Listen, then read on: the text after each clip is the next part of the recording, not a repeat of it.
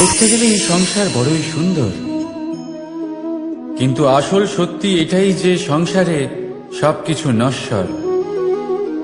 যেটা কাল ছিল তা আজ নেই, যা আজ আছে তা কাল ছিল না, আর যা আজ আছে তা কালও থাকবে না। প্রত্যেক মানুষকেই যথাসময়ে কালের কাছে মাথা নত করতে হয়। এই রূপের বিনাশ করে বার্ধক্য, প্রাণের বিনাশ করে মৃত্যু, আলস্য, ঈর্ষা ধর্মের বিনাশ করে, আর ক্রোধ বিনাশ করে সম্পর্কে। কিন্তু এরকম একটা অনুভূতি আছে যা একাই সমস্ত গুণ বিনাশ করতে সক্ষম হয়, আর সেটা হলো অহংকার। তাই জ্ঞানকে নিজের কাছে আসতে দিন, কিন্তু অহংকারকে কখনোই নয়। কারণ যদি এই অহংকার আপনার কাছে চলে আসে, তাহলে জীবনে যা কিছু আপনি অর্জন করেছেন, তা সে গুণ হোক বা হোক ধন, সে বন্ধু হোক বা হোক আনন্দ, সবকিছু শেষ হয়ে যাবে। রাধা রাধা। এই পাথর দেখতে পাচ্ছেন আপনি? কত গোল, কতটা চকচকে। বাচ্চাদের অনেক সময় এটা নিয়ে খেলতে ভালো লাগে, আর কেনই বা লাগবে না? কতটা সুন্দর আর মসৃণ এটা। কিন্তু আপনি কি কখনো ভেবে দেখেছেন এই পাথর আগে কি ছিল? কোনো বিশাল আকার পর্বত, কোনো বিশাল আকার পাথরের একটা বড় ভেঙে যাওয়া অংশ বিশেষ, যেটা কোনোভাবে নদীতে পড়ে নদীর ধারার সাথে বইতে থাকলো।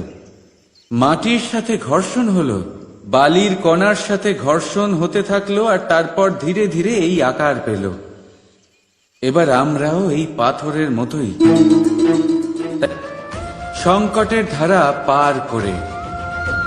তাই আপনিও এই পাথরের মতো নিরন্তর চেষ্টা করতে থাকুন, নিজের অস্তিত্ব বজায় রাখুন, এই অস্তিত্বকে মহান করতে থাকুন, আর আমার সাথে ভালোবেসে বলুন রাধা রাধা।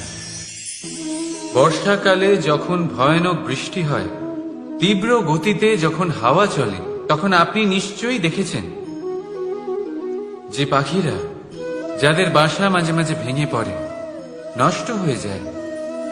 কিন্তু আপনি কি কখনো সেই পাখিদের বিলাপ করতে দেখেছেন? কখনো না। যখনই সেই বৃষ্টি থেমে যায়, তারা আবার একটু একটু করে খড়কুটো জোগাড় করে তাদের বাসা বানিয়ে ফেলে। নিজের সংসার সেই রকমই বানিয়ে দেয় যেমন আগে ছিল। এমন কেন? কারণ এই ঝড়ের তাণ্ডবের সাথে সেই পাখিদের কোনো বোঝাপড়া করারই নেই। তারা শুধু সেটাই করতে থাকে যেটা তাদের হাতে আছে, আর এটাই হলো সুখী জীবনের মূল মন্ত্র। যেটা আপনার হাতে নেই, তা নিয়ে বিলাপ করে আপনার কোনো লাভ হবে না। মনোসংযোগ তাতেই করুন যা আপনার হাতে রয়েছে। যা বদলে গেছে তাকে আপনি আবার বদলাতে পারবেন না, কিন্তু যা আপনি বদলাতে পারবেন তাতে মনোসংযোগ করুন। এই জীবনে একটু ধনাত্মক হয়ে উঠুন, দেখবেন সব শুভ হবে। রাধা রাধা। ছোটবেলায় একটা জিনিস আমি কখনো বুঝে উঠতে পারিনি। আমি সবসময় আশ্চর্য হয়ে থাকতাম যে এটা কি করে সম্ভব হতে পারে। ব্যাপারটা ছিল এরকম, আমি আমাদের গোয়াল ঘরে দেখতাম ভিন্ন ভিন্ন রং রূপের গাভী। কারোর রং কালো তো কারোর রং সাদা, কেউ খয়েরি তো কারোর রং বাদামি।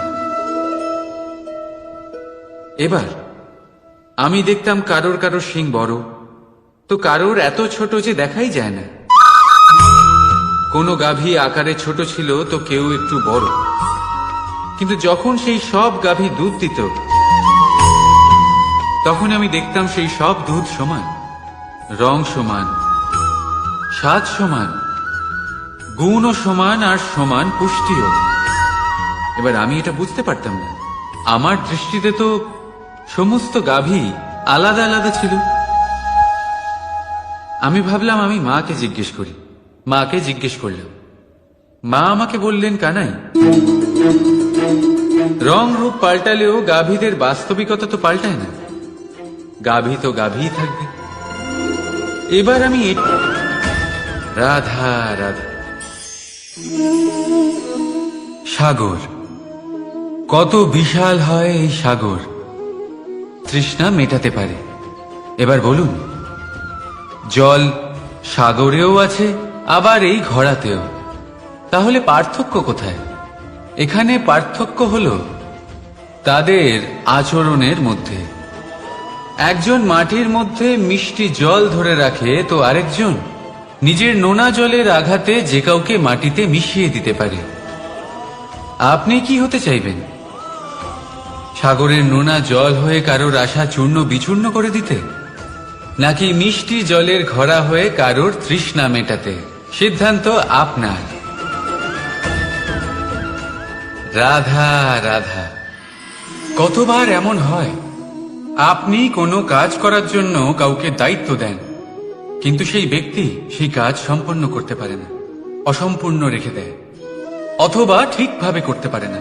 এবার এই পরিস্থিতিতে কি হয়? আপনি ক্রুদ্ধ হয়ে যান, তার উপরে আপনি রেগে যান, তাকে তিরস্কার করেন, আর তারপরে সেই কাজ সম্পন্ন করতে আপনি নিজেকেই নিযুক্ত করেন, আর শেষ পর্যন্ত সেই কাজ সম্পন্ন হয়েই যায়। এবার এই বিষয়ে সমস্যা সেই ব্যক্তির চেষ্টায় নয়, সমস্যা আপনি যে সেই ব্যক্তিকে ভরসা করলেন তার ছিল। আমরা অন্যের প্রতি ভরসা করাকে প্রথম পদক্ষেপ বানিয়ে, আর নিজের উপরে বিশ্বাসকে শেষ সম্বল।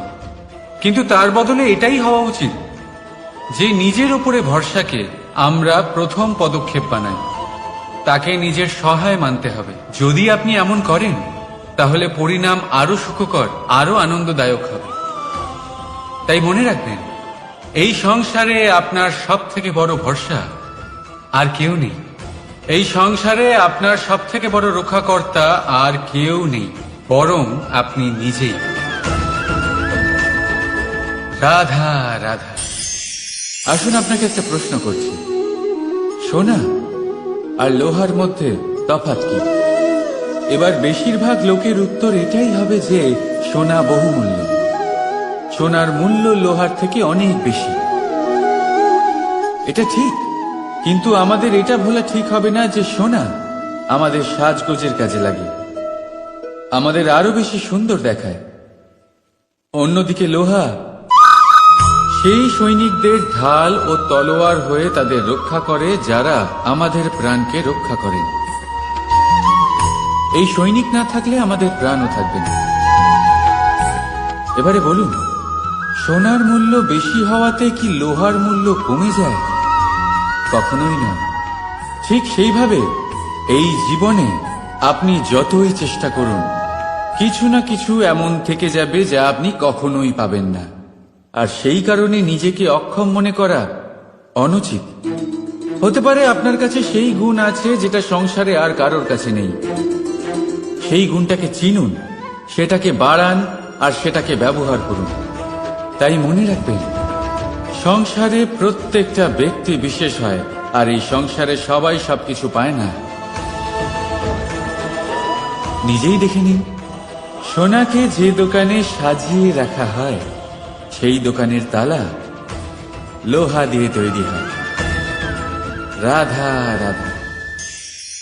সংসারে সব থেকে বেশি দামি কি, সব থেকে বেশি মূল্যবান কি? কেউ বলবে সোনা, কেউ বলবে রত্ন, কেউ বলবে মুক্ত, কেউ বলবে মানিক। এগুলো কতটা মূল্যবান? ধরুন, কিছু সোনার মুদ্রা দিয়ে আমরা মুক্ত কিনতে পারি, কিছু মুক্ত দিয়ে একটা মানিক, কিছু মানিক দিয়ে কিনতে পারি একটা হিরে। কিন্তু এই জগতের সমস্ত ধন খরচ করেও একটা জিনিস আমরা কিনতে পারবো না, আর তা হলো একটা মুহূর্ত। কি হলো? সত্যি সামনে এসে গেল। সত্যি হলো এটাই যে জগতে সব থেকে বেশি মূল্যবান সময়, সেই সময় যেটা আমরা এমনি নষ্ট করে দিই, অকাজে, কখনো কোনো আশাতে, কখনো শোক করে, বা কারোর মুখে কৃতজ্ঞতার হাসি ফুটিয়ে। রাধা রাধা। সূর্য। এই সংসারে সব থেকে বেশি তেজস্বী এই সূর্য।